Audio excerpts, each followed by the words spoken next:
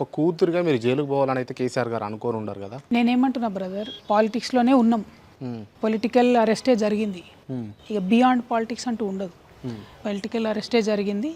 Bharatiya Janata party ఇవాళ మా కుటుంబం అనే కాదు ప్రతి చోట టార్గెట్ చేసి క్లియరా అంటే మీరు జైలుకు పోతారు అని చెప్పేసి కేసీఆర్ గారికి అవగాహన ఉంది అని అంటారు మీరు. That is okay. అది ఆయనకు తెలిసిన నాయకుడు కాబట్టి పాలిటిక్స్ అర్థమవుతుంది కాబట్టి ఆయనకు అవగాహన ఉండడం ఓకే.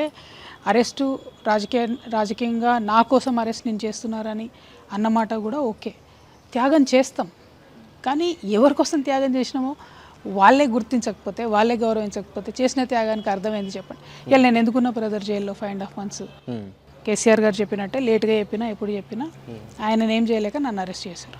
మరి అట్లాంటప్పుడు పార్టీ ఎంత కాపాడుకోవాలి నన్ను, ఎన్ని రకాలుగా నన్ను దగ్గరుండి ఆ 3 years కూడా బయట నుంచి వస్తున్న దాడిని తట్టుకోవడానికి నాకు హెల్ప్ చేయాలి. ఎక్కడ చేసారు మీరు ఒకసారి ఆలోచించండి.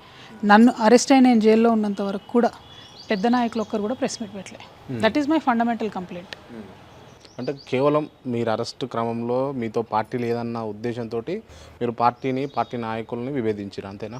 అట్లా కాదు, ఇది ఒక కోణం. నేను సఫర్ అవుతున్నంతలో వాళ్ళు ఎక్కడ మద్దతు ఇవ్వకపోవడం అన్నది ఒక కోణం. సరే లక్కీగా నా పక్షాన న్యాయం ఉంది, సత్యం ఉంది కాబట్టి ఇవాళ క్లీన్ చీట్ వచ్చింది. రెండవ కోణం ఏంటంటే ఎప్పుడైతే నేను జైలు నుండి బయటకు వచ్చానో నేను నా పని నేను చేసుకుంటే, ఎందుకంటే మచ్చపడ్డది నా మీద, నేను తుడుచుకోవాల్సింది నేనే కాబట్టి ప్రజల్లోకి ప్రజా సమస్యలతో నేను ముందుకెళ్తున్నటువంటి సందర్భంలో కూడా ప్రతినిత్యం ఇగ్నోర్ చేస్తూ వచ్చింది పార్టీ. ఆ తర్వాత పార్టీలో కొందరు నాయకులు ప్రత్యేకంగా కుట్రలు చేస్తూ వచ్చారు.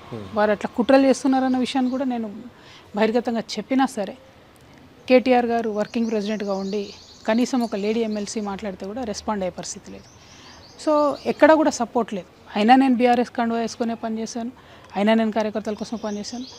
ఒక మాట బ్రదర్, ఇప్పుడు నేను కనుక ఒక్క సెకండ్ నా స్వార్థం ఆలోచించుకొని ఉంటే ఇలా బీఆర్ఎస్ పార్టీ ఉండదు అసలు. ఎందుకోసం ఆ రోజు జైలు ఉన్నప్పుడు బీఆర్ఎస్ని బీజేపీలో మర్జర్ చేస్తామనే కదా ఆఫర్ తీసుకొచ్చారు. నేను నో చెప్పాను, నేను స్ట్రాంగ్ ఉన్నాను, అవసరమే లేదు, మనం ఫైట్ చేద్దామని చెప్పాను. ఇప్పుడు మాట్లాడుతున్న బీఆర్ఎస్ నాయకుల దృష్టిలో పెట్టుకోవాలి. నేను ఒక్క సెకండ్ నేను స్వార్థంగా ఆలోచించుంటే ఇలా బీఆర్ఎస్ ఉండేది కాదు. నా కోసం బీఆర్ఎస్ పార్టీ ఏ స్టాండ్ తీసుకోవాలని ఇందాక అన్నారు. ఇప్పుడు మీరు చేయడానికి కూడా రెడీ అయ్యారు అని చెప్పేసి మీరే చెప్తున్నారు. అంటే త్యాగమే కదా. అరెస్ట్ అయిపోయి ఆల్రెడీ ఒక ఆడబిడ్డగా ఎన్నడూ జీవితంలో ఎవరు కోరుకుంది ఏంటి, అసలు జైలు పోలీస్ స్టేషన్కి వెళ్ళాలని ఎవరు అనుకోరు. ఆల్రెడీ నేను అరెస్ట్ అయిపోయినా. ఎక్కడయ్యాను? తిహార్ జైల్లో. ఎప్పుడు వస్తామో తెలియదు. ఇంక అప్పుడేముంది చేసేది? ఆ 4 ఏళ్ళు నన్ను అరెస్ట్ చేసే ఒక్క సెకండ్, అంటే ఇది చాలా ఇంపార్టెంట్ ఇష్యూ నా లైఫ్లో. Sorry to interrupt you.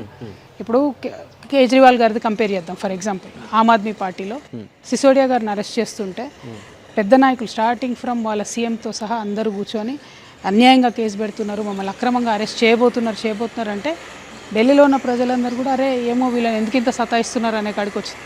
మన దగ్గరేమో 3 సంవత్సరాలు అందరూ మౌనంగా ఉండేసరికి ఏమో నిజంగా తప్పు చేసిందేమో అందుకే ఎవరు మాట్లాడట్లేదు, మరి వాళ్ళ ఫాదర్ అన్న మాట్లాడాలి కదా, బ్రదర్ అన్న మాట్లాడాలి కదా, పార్టీ అన్న మాట్లాడాలి కదా అనేటటువంటి సిచ్యువేషన్ వచ్చింది. అంతా అయిపోయి నన్ను అరెస్ట్ చేసినాక మాట్లాడితే ఇంకెవరు నమ్ముతారు? దాని రిజల్ట్ చూసాం కదా మనం పార్లమెంట్ ఎన్నికలలో. అంత బలంగా వాళ్ళు మాట్లాడినా కూడా ప్రజలు రిజల్ట్ ఇవ్వలేదు కదా. నా మీద ఒక ఆరోపణ వచ్చినటువంటి సందర్భంలో నా పార్టీ నాకు అండగా నిలబడుతుంది అనుకున్నా. ఓకే, 2022 మార్చిలో ఆరోపణ వస్తే నేను అరెస్ట్ అయ్యేంత వరకు, 2024 మార్చిలో అరెస్ట్ అయ్యేంత వరకు కూడా కనీసం ఒక్క పెద్ద నాయకుడు కూడా ప్రెస్ మీట్ పెట్టలేదు. ఆ 2 yearsలో జరిగింది ఏంది? Reputation damage. నాకైనా పార్టీకైనా విపరీతంగా చెప్పిందే చెప్పి ఎందుకు మనం ముందు డిఫెండ్ చేయలేకపోయినాం అన్నది ఒక క్వశ్చన్. 2, జైల్లో పడ్డ తర్వాత అందరు కూడా మాట్లాడారు.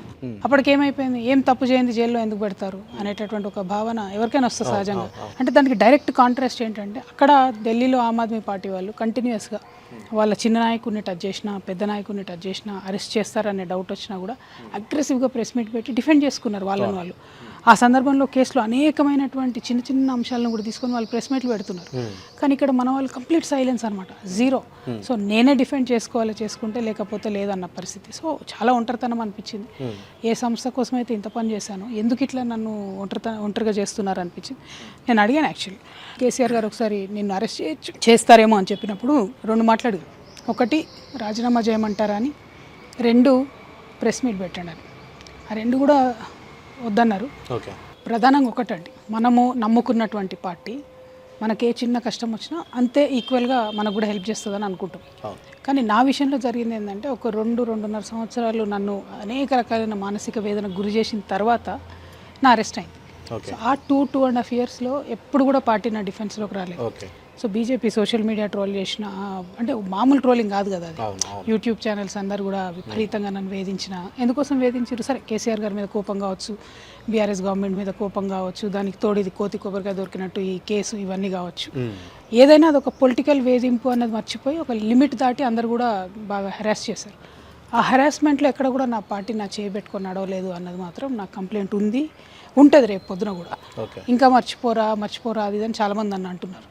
అనుభవించింది నేను కదా. నేను ఒక ఉమెన్గా నాకు 2 టీనేజ్ మగపిల్లలు పెట్టుకొని వాళ్ళు చేసిన కమెంట్స్, వాళ్ళు నేను ఫోన్ని ఎట్లా డిస్ట్రాయ్ చేస్తున్నానో కూడా సుత్తి పెట్టి బ్రేక్ చేస్తున్నట్టు కూడా వీడియోస్ చేసినటువంటి వాళ్ళు ఉన్నారు. కాబట్టి వాటి మీద మాత్రం పార్టీ నాకు అండగా లేదన్న బాధ అయితే నాకు ఇంకా కూడా ఉంది. ఓకే. ఎప్పుడైతే అరెస్ట్ చేస్తారని చెప్పారో నన్ను జనవరిలో కేసీఆర్ గారు గెస్ట్ చేశారు, ఎందుకంటే ఆయన పొలిటికల్గా ఐడియా ఉంటుంది కాబట్టి. నేను చేయొచ్చు అన్నప్పుడు నేను 2 అడిగా.